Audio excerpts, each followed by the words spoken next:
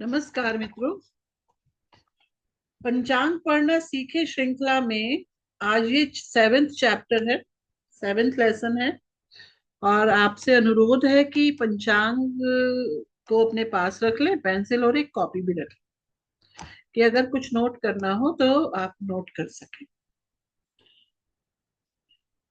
हम लोग यूज कर रहे हैं श्री विश्व विजय पंचांग। और फिर से वही पेज नंबर 75 पर, यहाँ पर आप देखिएगा जहां ये एरो आया है ना, तो यहाँ देखिए क्या लिखा है, तारीख। ता लिखा है ना, ता। ता का मतलब होता है तारीख। तो ये कौन सी तारीख की बात कर रहे हैं? ये इंग्लिश कैलेंडर की तारीख की बात कर रहे हैं। यहाँ लिखा है देखिए, 30 मार्च से 12 अप्रैल तक 2025 ईस्वी। ठीक है। तो ये जो ये वाला पेज है, ये पूरा पंचांग दिखा रहा है 30 मार्च से। देखिए यहाँ इंग्लिश तारीखें लिखी होती है ना, 31, 31, 1, 2, 3, 4। तो ये 12 तारीख तक का दिखा रहा है, जहां पे लिखा है 30 मार्च से 12 अप्रैल 2025 ईस्वी तक। अब देखिए क्या लिखा है यहाँ। एक शब्द मैं आपको पढ़ाना चाहती हूँ, उत्तरायण। उत्तर गोल। और जो मेन चीज मैं दिखाना चाहती हूँ वो देखिए लिखा है वसंत ऋतु। ठीक है। यहाँ लिखा है चैत्र। चैत्र मतलब चैत्र मास है। उत्तरायण है। उत्तर गोल, बसंत ऋतु। आज हम यही जानेंगे कि ये क्या है। ठीक है। देखिए, ज्योतिष में वर्ष को दो बराबर भागों में बांटा जाता है। पूरे वर्ष को, जो 365 दिन है या फिर 366 दिन होते हैं, उनको कितने भागों में बांटा जाता है? दो। एक भाग है उत्तरायण, दूसरा भाग है दक्षिणायन। अयन का अर्थ होता है चलना। और एक अयन में तीन ऋतुएं ऋतुएं कही गई हैं। इस प्रकार एक अयन में अगर तीन ऋतुएं हैं तो तीन ऋतुएं तो हो गई उत्तरायण की, और तीन ऋतुएं हो गई दक्षिणायन की। तो कुल 3 + 3 यानी कि 6 ऋतुएं कही गई हैं, जिनके नाम कैसे हैं? शिशिर, वसंत, ग्रीष्म, वर्षा, शरत और हेमंत।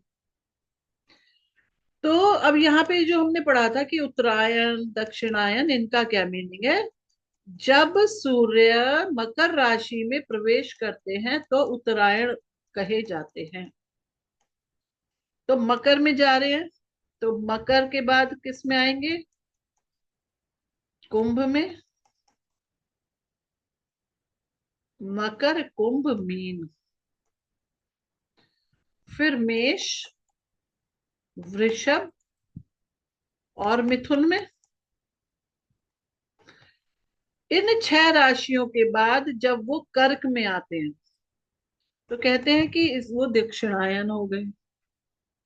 कर्क से लेकर धनु तक, कर्क, सिंह, कन्या, तुला, वृश्चिक और फिर धनु राशि,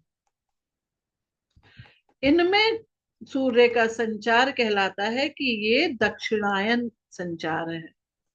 अब जैसे आप जानते हो ना कि पृथ्वी तो गोल है। पृथ्वी के बीचों बीच जो 0 डिग्री पर इक्वेटर लाइन है, इसके ऊपर 6 राशियां हैं, इसके इधर 6 राशियां हैं। अब उन राशियों का सिस्टम कैसे होता है, कौन सी किस बेल्ट में होती है, ये हम एक अलग वीडियो में आपको बताएंगे। कि एक पट्टी होती है जिसमें वो ये राशियां होती हैं। और जब सूर्य की गति, हम देखो ज्योतिष में क्या मानते हैं कि पृथ्वी स्थिर है और केवल सूर्य मूव कर रहा है। तो हम सूर्य का संचार बताते हैं राशियों में। ठीक है। तो एक 8 डिग्री ऊपर 8 डिग्री नीचे 16 डिग्री की पट्टी होती है जिसमें ये राशियां होती हैं। और जिस जिस राशि के पास सूर्य का संचार होता है उसके हिसाब से होता है। ठीक। तो कहते हैं कि जब मकर राशि में सूर्य प्रवेश करता है तो कहते हैं उत्तरायण हो गया। उत्तरायण होने का मतलब है कि पृथ्वी के उत्तरी गोलार्ध की तरफ उसका मूवमेंट हो रहा है। जब वो दक्षिणायन हुआ तो इसका मतलब हो गया कि पृथ्वी के दक्षिण गोलार्ध की तरफ उसका मूवमेंट हो रहा है। ठीक है।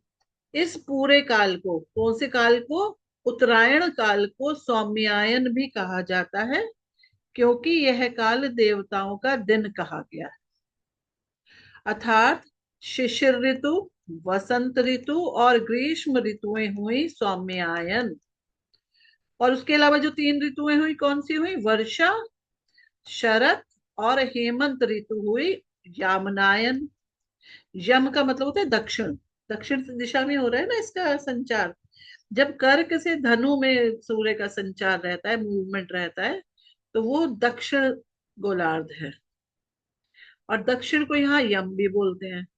तो इसलिए इस ये जो समय है ये देवताओं की रात्रि कहा गया है। प्रत्येक ऋतु में 2 मास होते हैं। तो कितनी ऋतुएं, 6 ऋतुएं। हर ऋतु में 2 मास, तो कितने मास हो गए, 12 महीने। मास का मतलब महीने। ठीक है। 6 ऋतुएं, 2 2 मास, तो 12 मास आ गए। सूर्य सिद्धांत के अनुसार महीनों के नाम भारतीय पंचांग, चंद्र और सौर कैलेंडर पर आधारित होते हैं।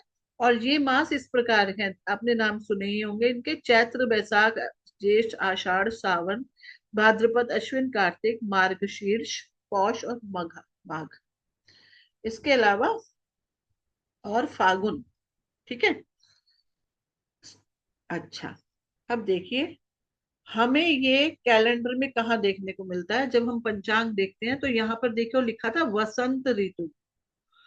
बिल्कुल कॉर्नर में जहां ये रेड कलर का एरो आ रहा है ना, इसी साइड पे आप देखो लास्ट में लिखा है वसंत ऋतु, जहां मैं अंडरलाइन कर रही हूँ रेड से। ठीक है। यहाँ लिखा है चैत्र मास। ठीक है। तो 12 तो हो गए महीने। कितनी ऋतुएं हो गई, 6 ऋतुएं हो गई। 12 महीनों में 6 ऋतुएं, तो इसका मतलब हो गया कि एक ऋतु 2 2 महीने चलती है। ठीक है ना। तो इसी के बारे में आज हम और थोड़ा सा जान लेते हैं। यह पाया गया है जब कोई मास शुरू होता है तब चंद्रमा उससे संबंधित नक्षत्र में ही होता है। अब क्वेश्चन आता है कि मास की शुरुआत हम कब से माने। ठीक है। तो देखो इस जगह देखो, ये पेज नंबर 75, पहले वाले पे मैंने काफी कुछ लिख दिया था ना, तो इसलिए अब मैं यहाँ पर आपको दिखा रही हूँ पेज नंबर 75 पर। आप देखिए यहाँ 12 तारीख को चैती पूर्णिमा लिखा है। चैती पूर्णिमा मतलब चैत्र मास की पूर्णिमा। तो चैत्र मास की पूर्णिमा पर यहाँ देखिए नक्षत्रों की लिस्ट में यहाँ हस्ता लिखा है। हस्ता नक्षत्र खत्म हो गया 18 बजकर 8 मिनट पर। ठीक है। जब 18 बजकर 8 मिनट पर हस्त नक्षत्र खत्म हुआ तो कौन सा नक्षत्र शुरू होगा, ऑब्वियसली चित्रा। तो ये कहा जाता है कि पूर्णिमा पे जो नक्षत्र होता है ना, उसी के नाम से उस महीने का नाम होता है। क्योंकि जो यहाँ पे प्रतिप्रदा से मंत्र ये शुरू हुआ था, उस दिन उस महीने की जो पूर्णिमा आई। देखिए यहाँ कौन से, कब से शुरू हुआ था, 30 मार्च से शुरू हुआ था ना, पहली तिथि प्रतिप्रदा। प्रतिप्रदा आप जानते हैं ना, ये देखिए लिखा है 1 तिथि, 2 तिथि, 3 तिथि। तो 30 मार्च से ये शुरू हुआ था कैलेंडर। और इस कैलेंडर में जब 12 तारीख को पूर्णिमा आई, तब पूर्णिमा के समय पर चित्रा नक्षत्र था। इसीलिए इस महीने का नाम चैत्र मास हुआ। ठीक है। क्योंकि ये नक्षत्रों के हिसाब से होता है। अब देखिए पेज नंबर 76 पर। 76 पर यहाँ जो 27 तारीख है ये अमावस्या का दिन है। ठीक है। अब हमें कैसे पता चला ये अमावस्या का दिन है, हमें तो पता है जहां पर 30वीं तिथि आएगी वहां पर अमावस्या आ जाएगा। देखो यहाँ 30 लिखा है ना, जहां मैंने अनसर्कल किया है। ये देखिए तिथियों में क्या है, 1 2 3 4 5 6 7 8 9 10 11 12 13 14। अब आप कहोगे 14 के बाद तो 15 आता है, नहीं। यहाँ पर अमावस्या के लिए 15 नहीं लिखा जाता। जहां 15 लिखा होगा तो 15 का मतलब है पूर्णिमा। जहां 30 लिखा होगा उसका मतलब है अमावस्या। अच्छा, इसी रो में अगर हम आगे बढ़ जाएं, यहाँ आ जाओ, देखो तो यहाँ लिखा है ना ई। ई वाले पार्ट पे देखेंगे तो लिखा है दर्श अमावस्या, लिखा है। तो हमें ये पता है कि जो महीनों के नाम है यहाँ वो पूर्णिमा पे डिसाइड होते हैं। ठीक है। तो यहाँ पर हम यहाँ से नहीं देखेंगे, यानी कि 77 पेज से देखेंगे। तो जब 77 पेज पर आए हम, तो हमने देखा कि 12 मई को फिर से बुद्ध पूर्णिमा, देखो लिखा है यहाँ बुद्ध पूर्णिमा, फिर से पूर्णिमा आई। देखो यहाँ पर लिखा है 15। ठीक। तो कौन सा नक्षत्र आ रहा है? स्वाति नक्षत्र। चित्रा के बाद स्वाति नक्षत्र, देखिए लिखा है ना, हस्त चित्रा स्वाति। और स्वाति नक्षत्र, चित्रा नक्षत्र कब खत्म हुआ? 27/15 पर। 27/15 पर हुआ है ना ये। ठीक है। तो 27/15 पर जब चित्रा नक्षत्र खत्म हुआ, तब से ही पूर्णिमा लगी हुई है और स्वाति चलने लगा। तो यहाँ पे पूर्णिमा का संबंध फिर चित्रा से ही आ गया, इसलिए यहाँ पर क्या हुआ, ये अभी चित्रा, यहाँ पे चैत्र मास ही चल रहा था। अब बात आती है कि बैसाख कब आया। बैसाख भी तो आएगा। ठीक है। तो मैं आपको एक लिस्ट दिखाती हूँ जिससे आपको और क्लियर होगा। ये फिर वही अमावस्या वाला पेज है, तो यहाँ पे से हम नहीं देखेंगे। लेकिन यहाँ देखिए फिर से पूर्णिमा वाला पेज आ गया, तो ज्येष्ठी पूर्णिमा। ज्येष्ठी पूर्णिमा मतलब जेठ मास की। ठीक है। अब इसी तरह से ये फिर अमावस्या वाला पेज है, इसको कंसीडर नहीं करेंगे। लेकिन यहाँ देखिए फिर से पेज नंबर 81 पर गुरु पूर्णिमा। यहाँ 14, ये 10 जुलाई का है। और इस समय अभी मैं नक्षत्रों को आपको मैच करवाती हूँ। देखिए हिंदू कैलेंडर में 12 महीनों के नाम इस प्रकार हैं। चैत्र मास आ गया, तो चैत्र में कौन कौन से दो नक्षत्र होंगे पूर्णिमा के समय पर? चित्रा या स्वाति होगा। चित्रा और स्वाति। वैशाख में कौन कौन से होंगे? विशाखा और अनुराधा। ज्येष्ठ में कौन से होंगे? ज्येष्ठा और मूला। इसी तरह से आषाढ़ में पूर्वाषाढ़ा, उत्तराषाढ़ा, शतभिषा हो सकते हैं। श्रावण में श्रवण, धनिष्ठा। भाद्रपद में पूर्व भाद्रपद और उत्तर भाद्रपद।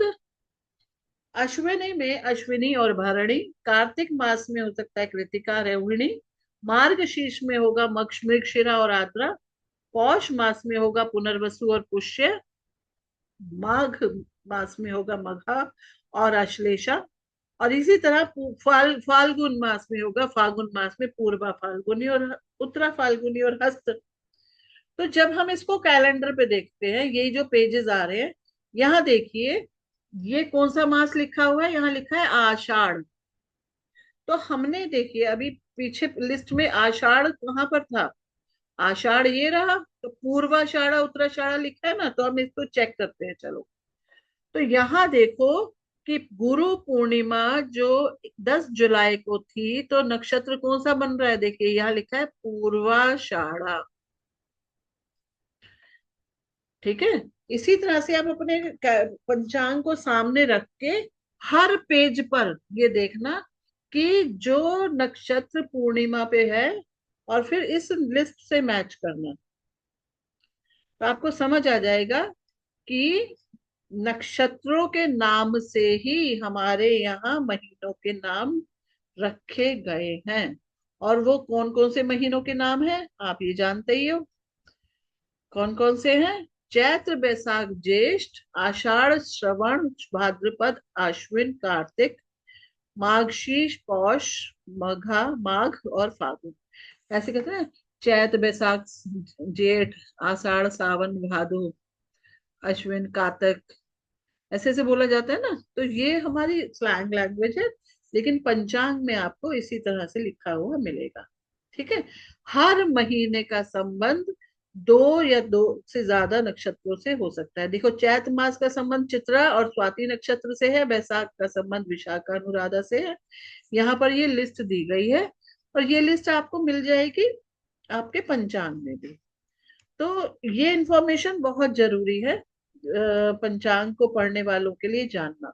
और यहाँ पर देखो, ऊपर ये भी लिखा होता है कि जो सूर्य है वो उत्तरायण है कि नहीं। देखो, पेज नंबर 79 पर लिखा है उत्तरायण। यहाँ लिखा है ग्रीष्म ऋतु। मास लिखा है ज्येष्ठ। ठीक है, ग्रीष्म ऋतु, ऋतु भी लिखी होती है, उत्तरायण भी लिखा होता है, और ज्येष्ठ लिखा है। अब ज्येष्ठ क्यों लिखा है? क्योंकि यहाँ देखिए, 11 कौन सी ये रहेगा, मई, 11 मई के बाद जून, 11 जून को कौन सा नक्षत्र है? यहाँ देखिए लिखा है जय, जय का मतलब हो गया ज्येष्ठ। हाँ, ठीक है। तो पूर्णिमा पर जो नक्षत्र होता है उसी के अनुसार मास का नाम होगा। ठीक है। और इससे पहले देखिए, मैंने इस वाले पेज पर आपको ये बताया था कि जो 12 तो महीने हो गए, 6 ऋतुएं हो गई। 6 ऋतुएं कौन कौन सी हो गई? शिशिर बसंत ग्रीष्म। शिशिर बसंत ग्रीष्म। तो ये जो शिशिर बसंत ग्रीष्म है, यहाँ देखा था ना आपने, ग्रीष्म ऋतु लिखी हुई थी यहाँ, ये देखिए वसंत ऋतु, वसंत लिखा है, फिर उसके बाद ग्रीष्म लिखा है। ठीक है। उससे पहले यानी कि मार्च फरवरी वगैरह में, फरवरी से भी पहले जनवरी में शिशिर ऋतु रही होगी। ठीक है ना। तो इसीलिए यहाँ लिखा है शिशिर बसंत ऋतु। और जब ग्रीष्म ऋतु खत्म हो जाएगी तो कौन सी ऋतु आ जाएगी? यहाँ पे भी देखिए ग्रीष्म ही चल रही है 78 तक, ज्येष्ठ मास। फिर 79 पे भी ग्रीष्म चल रही है। अभी देखो यहाँ वर्षा ऋतु आ गई, ग्रीष्म में ही वर्षा ऋतु, पेज नंबर 80 पर। ठीक है, मास तो वही है, ज्येष्ठ। और यहाँ पे फिर देखो आषाढ़ तक, ये कुछ यहाँ पर लिखा है। और उत्तरायण से दक्षिणायन भी होने लगा। ठीक है, तो यहाँ पर ये कब हो जाएगा दक्षिणायन, ये भी देखना पड़ेगा हमें। देखो, संक्रांति हुई है यहाँ, मिथुन राशि में आ गया। और दक्षिणायन कब होता है? जब कर्क में आएगा। तो कर्क में जब कब आएगा, सूर्य सूर्य कर्क में कब आएगा, यहाँ लिखा मिल जाएगा आपको। यहाँ वो तारीख नहीं है, अगले पेज पे आपको 82 पेज पर दिखेगा कि सूर्य कर्क में, सूर्य के कर्क में आने पर वो दक्षिणायन हो जाता है। ठीक है। तो इन बातों का हमें बहुत ध्यान रखना है, देखना है कि पंचांग में इन्हें कैसे देखा जाए। तो आज हमने सीखा महीनों के नाम, ये जो यहाँ लिखे होते हैं वो उत्तरायण दक्षिणायन के बारे में लिखा, देखा। एक मिनट, मैं एक चीज चेक करना चाहती हूँ यहाँ। देखिए ये लिखा, 21 तारीख को, 21 जून को, देखो ये लिखा है ना 21, इंग्लिश कैलेंडर में। जब ये एक ये आ रहा है लिखा, सूर्य सायन कर्क में, ये दिखा, देखो लिखा है ना यहाँ पर। तो कर्क राशि में से जैसे हमने यहाँ ऊपर पढ़ा भी था ना, जब मैं आप लोगों को ये पढ़ना सिखा रही थी, कि कर्क से लेकर धनु तक जब होता है तब सूर्य दक्षिणायन होता है। इसीलिए पंचांग के पेजेस में उत्तरायण के बाद वहां पर दक्षिणायन शब्द यूज हो गया। देखो, क्योंकि उत्तरायण कब तक रहा? उत्तरायण 20 तारीख तक उत्तरायण रहा, लेकिन 21 तारीख से ये दक्षिणायन हो गया, सूर्य सायन कर्क में। ठीक है। आई होप आपको उत्तरायण और दक्षिणायन पंचांग में देखना आ गया होगा, ऋतुएं देखनी आ गई होंगी, और महीने देखने आ गए होंगे। ठीक है। आपका कोई भी प्रश्न हो इस चीज से रिलेटेड, आप प्लीज जरूर कमेंट बॉक्स में लिखकर बताएं। और चैनल को लाइक करें, सब्सक्राइब करें, ये चैनल आप ही के लिए है। धन्यवाद।